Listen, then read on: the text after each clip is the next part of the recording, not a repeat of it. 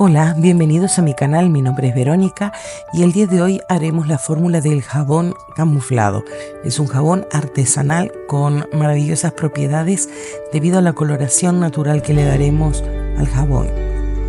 Utilizaremos para dar color los siguientes elementos: carbón activo para darle color negro, chocolate para el marrón,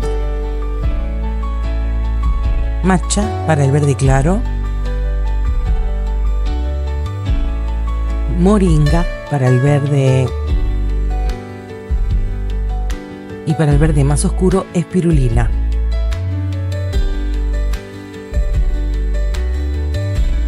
Para el rojo, arcilla roja. Una vez tengamos preparada la lejía, lo que debemos hacer es poner un poquito, depende de lo que ustedes necesiten, en cada uno de los colores, revolver y preparar la mezcla. Luego lo irán vertiendo a modo de manchas. En principio medimos los aceites y preparamos la lejía como de costumbre. Los aceites y las mantecas que utilizaremos es aceite de oliva, aceite de almendras, aceite de coco, aceite de palma y manteca de karité. Al final del vídeo estará la fórmula y en la última plantilla tendrán la etiqueta INSI.